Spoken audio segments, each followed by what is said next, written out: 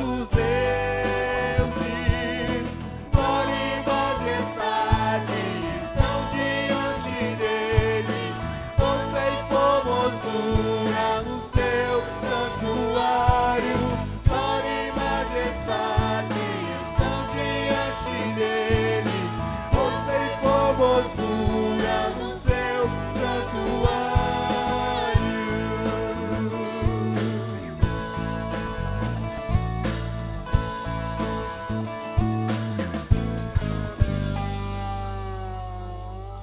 Cantai ao Senhor um cântico novo, cantai ao Senhor todas as terras, cantai ao Senhor, bendizei o seu nome, proclamai a sua salvação, anunciai entre as nações as suas obras, entre todos os povos as suas maravilhas, porque grande é o Senhor, muito digno de ser louvado, mais temível do que falsos deuses, glória e majestade estão diante dele, força e formosura no seu santuário, glória e majestade estão diante dele, força e formosura no seu santuário.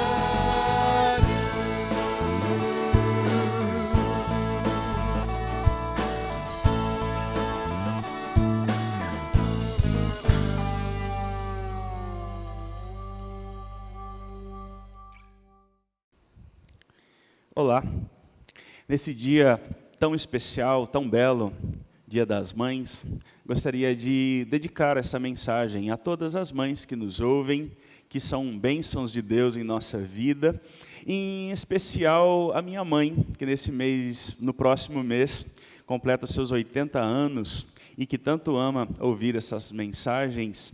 Um beijo, mãe, Deus abençoe. E assim a todas as mães que nos ouvem, nesse dia tão bonito, nós louvamos a Deus pela vida de vocês em nossa vida, em nossa comunidade.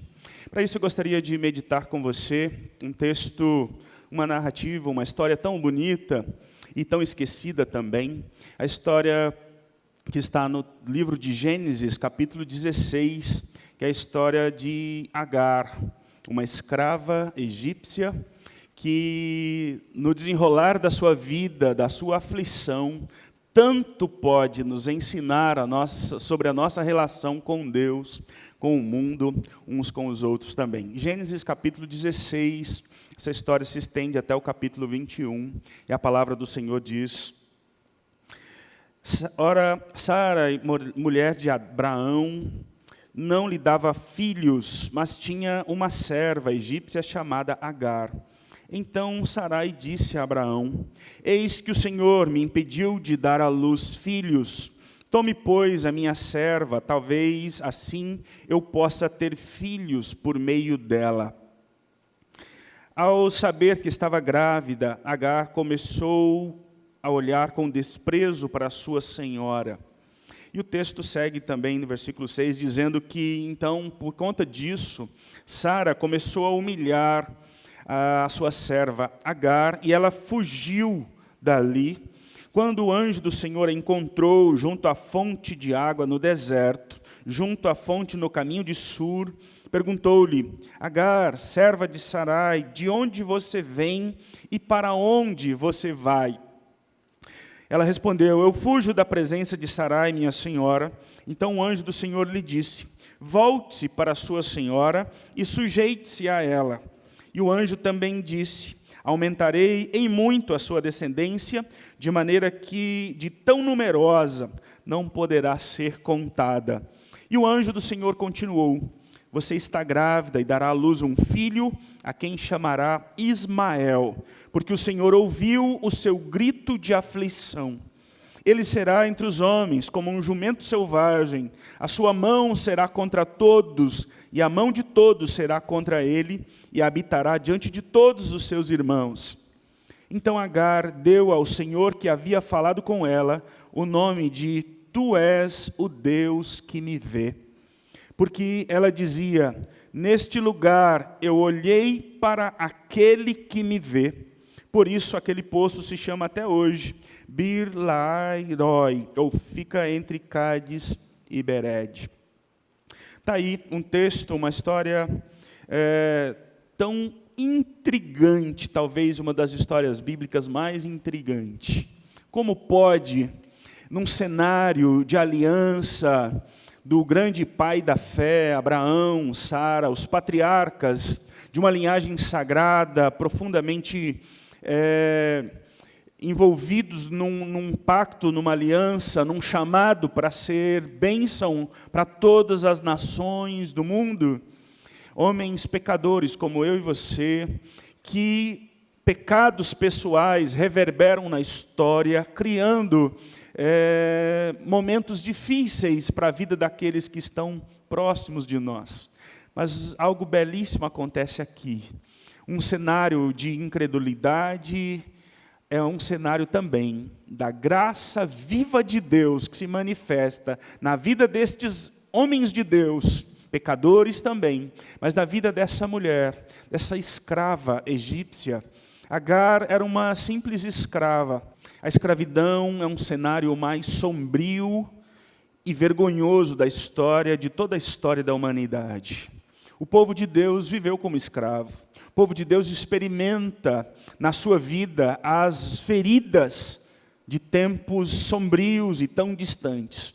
Mas uma coisa vemos nessa história, que a graça de Deus está presente, do Deus que está presente, mesmo em ambientes tão difíceis, tão complexos, nós podemos também refletir e pensar as preciosidades que Deus ensina para nós, a revelação do caráter do próprio Deus, nos convidando para uma vida mais próxima dele.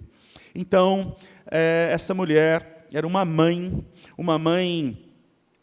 chamada hoje de mãe solo, porque mãe não é um estado civil, por isso não se usa mais a expressão mãe solteira. Essa mãe sozinha, solitária, solo no mundo, com o seu filho, abandonados no deserto, são encontrados ou são visitados pela graça de Deus. E esse cenário é maravilhoso. Eu gostaria de convidar você que é mãe, e você também que não é mãe, que é filho, você que é servo de Deus, que caminha no mundo de tantos desafios, vem conosco para essa reflexão. Será um tempo especial de bênçãos, de edificação na nossa vida.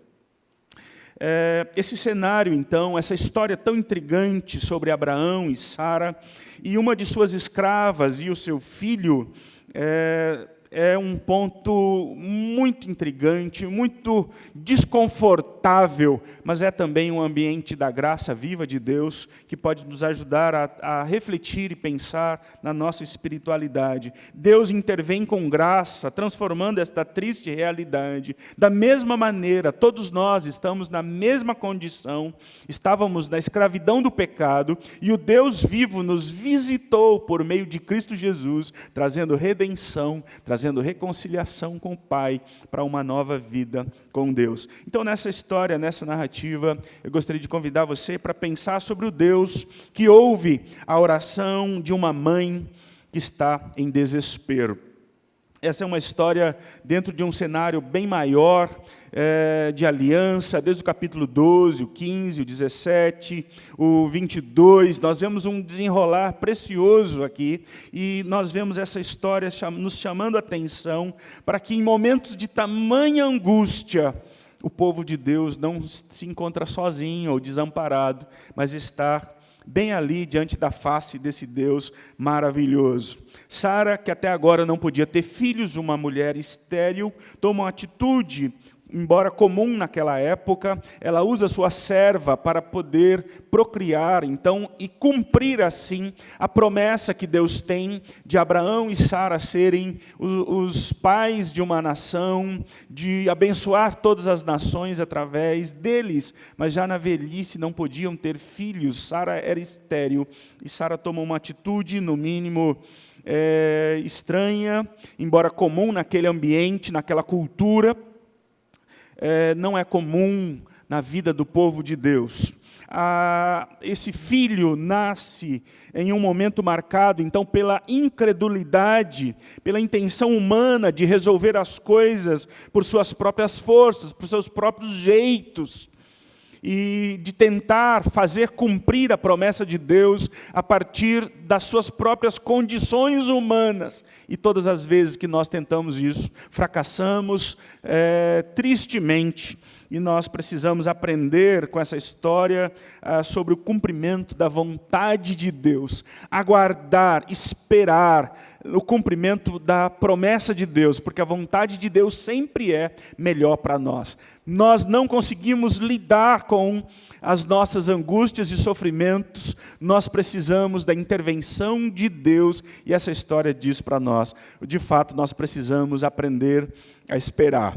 Como o Theo fala lá em casa, meu pai sabe muitas coisas, mas ele só não sabe esperar. E é verdade, nós temos uma grande dificuldade em saber esperar o tempo de Deus. O tempo de Deus sempre é melhor para nós, não é assim? E essa história nos ensina que por mais que demore, por mais que não seja no nosso tempo, do nosso jeito, da nossa maneira, a vontade de Deus sempre é melhor para mim e para você. É importante perceber esse encontro que essa mãe tem com um anjo num momento de profunda angústia, quando está no deserto, sozinha com seu filho. Nós podemos observar em outras passagens que esse anjo é o próprio Deus presente ali. Em um momento tão difícil, tão complexo na vida dessa mãe, ela tem um encontro tão bonito com o Deus que a visita, o Deus presente, o Deus gracioso. De uma forma preciosa, ele revela o seu caráter, ele se mostra de uma maneira bondosa na vida dessa mulher. Ele se dá a conhecer, e é o próprio Deus que dá nome ao filho de Agar. É o anjo, ou o próprio Deus, que dá o nome de Ismael, ou o Deus que ouve, ou numa tradução mais estendida, o Deus que me ouviu no momento de aflição, o Deus que me ouviu no momento de miséria e de calamidade, o Deus que tem tempo para a minha vida, por mais insignificante que ela seja, o Deus que me leva em consideração e tem um tempo na sua agenda para a minha vida e para os meus dilemas, os meus sofrimentos. E o caráter de Deus se mostra aqui de maneira tão bonita. O que é interessante notar nessa história é que é o próprio anjo, ou o próprio Deus, que dá o nome ao filho de Agar. E o nome que Deus dá a esse menino é uma autorrevelação do seu caráter. É Deus dizendo, o nome Ismael, o Deus que ouve, é uma revelação belíssima do caráter de Deus. Estava essa mulher, essa mãe, sozinha, num deserto, abandonada, com tantas privações, mas ela não está completamente só. O seu grito, o seu gemido, a sua aflição é contemplada por um Deus que a ouve. É lindo esse relato do Deus que se importa com a aflição do seu povo. E na sequência dessa história, lá no capítulo 21, nós vemos um momento muito tenso, um momento muito dramático na vida dessa mãe com o seu filho. Depois que ele foge, a mãe e o filho fogem da casa de Sara e de Abraão, eles são levados ao deserto. Abraão solta eles rumo ao deserto, e o texto diz que essa mãe caminhava sem rumo ao deserto, com um filho talvez adolescente. Mas essa mãe, numa atitude muito curiosa, ela encontra uma árvore, ela coloca o seu filho para descansar debaixo dessa árvore, talvez já desfalecida, sem água. O texto diz que já havia acabado a água que ela tinha. E ela se retira, o tiro de um arco, diz o texto, em torno de 100 metros. Essa mãe se afasta do seu filho, porque ela não quer vê-lo morrer. Mas o que é bonito nessa história é que esse menino, ele ainda tem força para gritar por socorro. E Ismael grita com toda a força. E Deus, de maneira extraordinária, a visita, a sua mãe e ele, esse menino, nesse momento tão difícil, tão dramático. De maneira muito especial, essa agonia, essa aflição, agora tem ali junto com eles a presença de Deus. E Deus, de maneira muito natural, faz algo profundamente sobrenatural. Ele abre os olhos para que Agar e o seu filho possam ver diante deles o que eles não tinham visto. Ali tinha um poço de águas limpas, e eles não tinham percebido. Essa cena é muito curiosa, porque é bem um retrato da nossa vida. Em momentos de aflições, das quais nós estamos tão envolvidos, nós não conseguimos sequer ver a solução, que por muitas vezes está tão perto, mas precisa da graça de Deus abrir os nossos olhos, tornar o nosso coração sensível à providência, à ação bondosa de Deus. De maneira maravilhosa, Deus abre os olhos dessa mãe e ela pode perceber o milagre, a providência, a bondade de Deus se manifestando na vida, na história deles. E esse Deus que se manifesta na vida dessa mãe, num momento tão difícil, pergunta para ela o que ele sempre pergunta para todos nós: de onde você vem e para onde você vai? Essas perguntas são profundamente importantes para organizar a nossa vida e a nossa rota no mundo. De onde você vem e para onde você vai? E ela diz: eu estou fugindo, eu estou indo rumo ao deserto.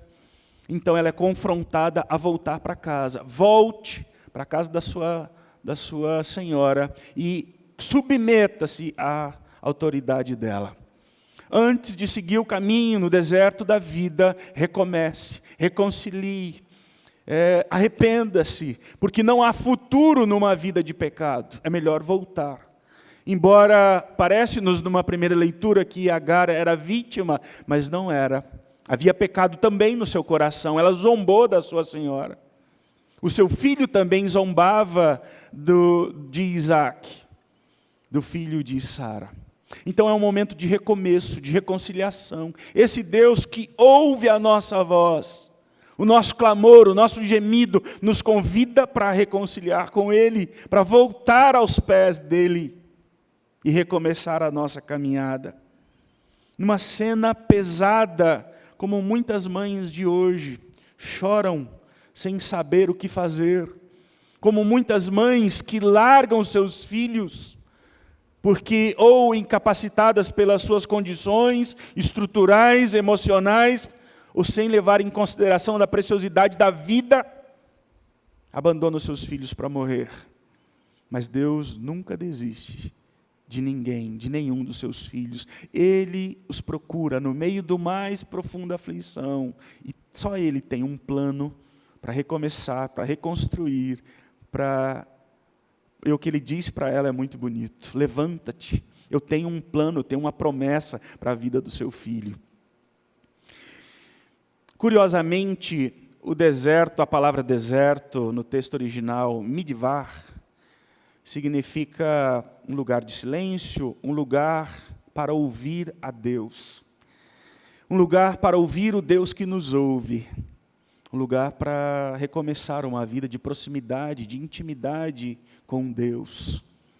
E esse é um cenário, esse é um ambiente para recomeçar a caminhada de oração, porque toda a missão de toda mãe, a mais importante delas, se dá de joelhos, clamando a Deus pela vida dos seus filhos. E é nos momentos de aflição, de angústia, quando as mães se veem de mãos atadas, elas ainda podem orar. Quando você não puder fazer mais nada, você ainda pode orar por seus filhos. E o lema de um grande movimento de mães que oram por seus filhos diz que mães de joelhos, seus filhos de pé. Mães, orem pelos seus filhos, clamem a Deus, para que Ele se manifeste de maneira poderosa e graciosa na vida dos seus filhos. Mas o texto continua de maneira tão bonita, e diz para nós que o nosso Deus é o Deus que nos ouve, e que também quer ser ouvido por todos nós em oração, nos momentos difíceis. Um segundo momento na história mostra para nós que esse mesmo Deus que nos ouve, é o Deus que também nos vê. É o Deus que sabe quem somos. É o Deus que se importa com a nossa vida. E o poço a qual Agar encontra água, encontra saída, encontra resposta para a sua aflição, ela então dá o nome, ela deu um nome a Deus, e curiosamente, porque é a primeira vez na história de toda a literatura antiga que Deus, ou que uma divindade chama uma mulher pelo nome. Mas curiosamente, esse Deus dá nome também ao seu filho, e essa mulher também há um único episódio, onde ela dá nome a Deus. Ela dá um nome a Deus e ela diz: o Deus que eu encontrei é o Deus que me vê. Ou numa tradução melhor, é o Deus que me percebeu. É o Deus que sabe quem eu sou. É o Deus que me conhece. É o Deus que sabe da minha aflição e da minha angústia. É o Deus que sabe que todas as minhas estruturas se acabaram, que eu não tenho mais saída, que eu não tenho resposta, mas eu não estou sozinho, porque o Deus que eu sirvo é um Deus que me vê. Que coisa linda essa história, um olhar, a ideia aqui desse Deus que vê, não é um olhar passageiro, transitório, mas é um Deus que olha e que vê permanentemente. Ela sabia disso. Ela sabia disso, que mesmo no deserto, sozinha com seu filho, com tão poucos recursos, ela era visitada, ou ela era olhada, contemplada pela visão de Deus. Tu és o Deus que me vê. E em toda a narrativa bíblica nós vemos um Deus que sempre se importou com o seu povo. Quando o povo de Deus estava num momento mais tenso, mais difícil da sua história, na escravidão do Egito, lá em Êxodo 3. Deus diz para Moisés: eu conheço o sofrimento do meu povo, eu sei o que eles passam, eu sei o que se passa. De fato, tenho visto a opressão sobre o meu povo, também tenho escutado o seu clamor por causa daqueles que os atingem. Eu sei o quanto eles estão sofrendo. Por isso ele desceu a fim de livrá-los das mãos dos egípcios e levá-los para uma terra ampla que tem preciosidades de Deus para a vida deles. Deus vê a nossa aflição.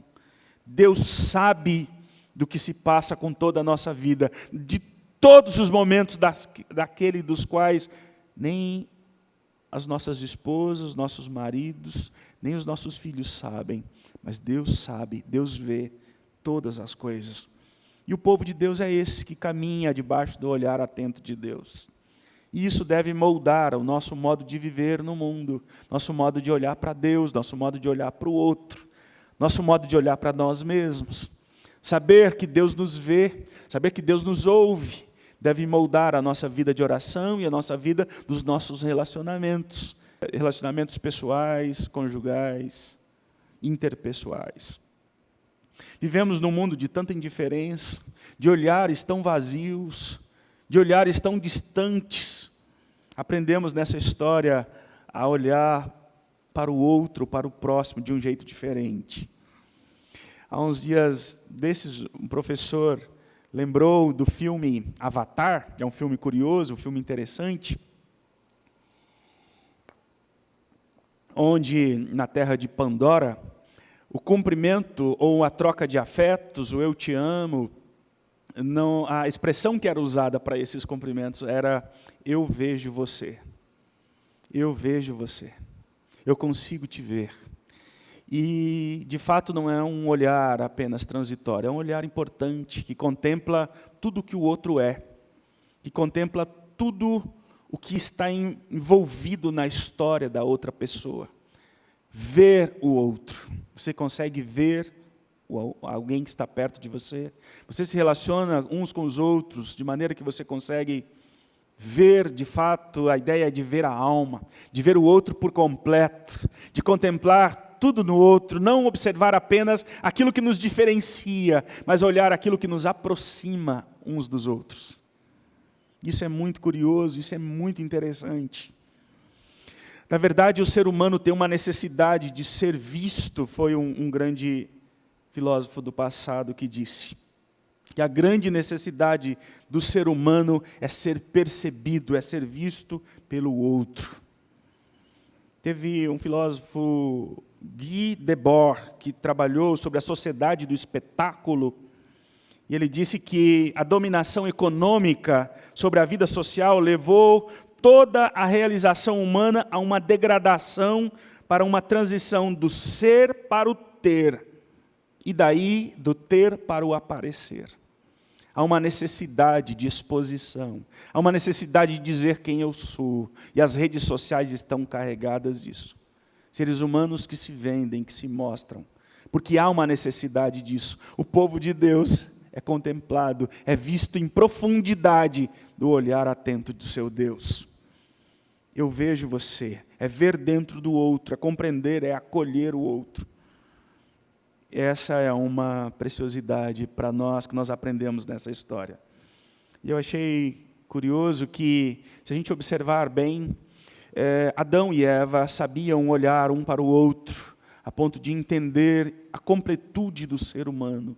Conseguiam olhar para Deus e entender quem Deus era. Conseguiam olhar num olhar profundo, um olhar interior, para dentro uns dos outros.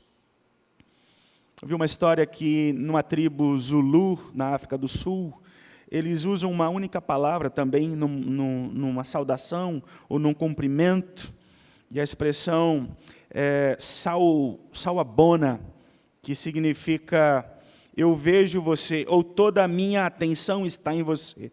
Eu vejo você e eu valorizo você. Nesse sentido, de olhar para o outro e ver quem ele é. Eu aceito você como você é, ou você faz parte de mim. E a resposta para essa saudação, então, é Shikoba. Eu existo a partir do seu olhar. Eu passo a existir. Em relações tão vazias nesse tempo, Deus nos convida a olhar para os nossos irmãos, para as nossas relações conjugais e descobrir quem é o outro, conhecê-lo mais, amá-lo, num convite para parecer-se mais, não conosco, mas com o próprio Deus. É preciso ver de uma forma diferente.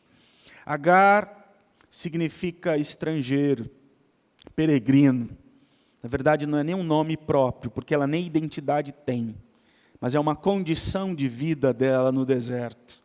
O que é também uma condição nossa como cristãos no mundo. Somos passageiros, peregrinos no mundo. Mas Cristo Jesus viu a nossa miséria, se compadeceu de nós e veio até nós trazendo vida eterna, trazendo reconciliação com o nosso Deus. Num mundo de transitoriedade, de tantos vazios, o povo de Deus, de tantas aflições, de tantas angústias, precisamos redescobrir o Deus que nos ouve e o Deus que nos vê. Deus ouve a nossa oração. Você, mãe, que tem orado, que tem chorado pelos seus filhos, Deus ouve a sua oração. Deus sabe o que se passa nos seus momentos de lágrima, de angústia. Deus ouve a sua oração. A grande missão de uma mãe é orar, é clamar, é suplicar a graça de Deus sobre si mesmo, sobre os seus filhos, sobre a vida.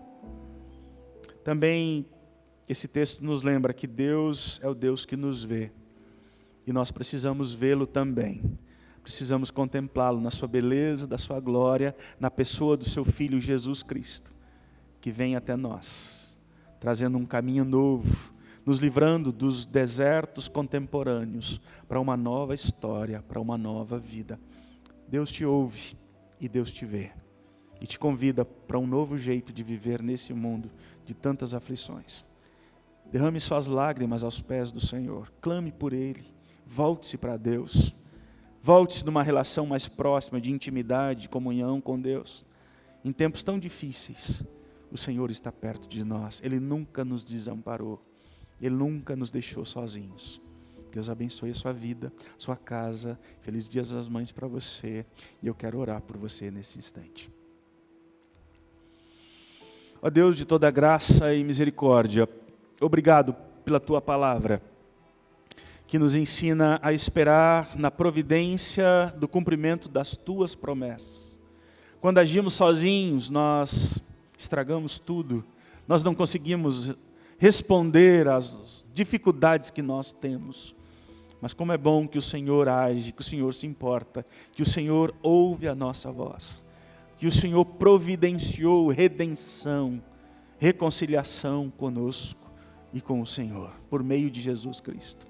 Como é bom saber que o Senhor ouve a voz do teu povo. Como é bom saber que o Senhor nos vê e o Senhor nos sabe tudo o que se passa na nossa caminhada. Abençoe cada mãe que nos ouve. Quantas, ó Deus, sozinhas, com tão poucos recursos, sejam visitadas pela tua graça, de maneira poderosa e abundante. Em nome de Jesus. Que a graça e a paz do Senhor e Salvador Jesus Cristo, o amor de Deus o Pai, a comunhão e as consolações do Espírito Santo de Deus, seja com tua igreja, com teu povo, ó Deus, com todas as mães em especial, aquelas que sofrem tanto, e com este mundo tão sofrido, que precisa tanto da tua graça. Em nome de Jesus Cristo. Amém. Deus abençoe. Um abraço carinhoso, em nome de Jesus. Amém.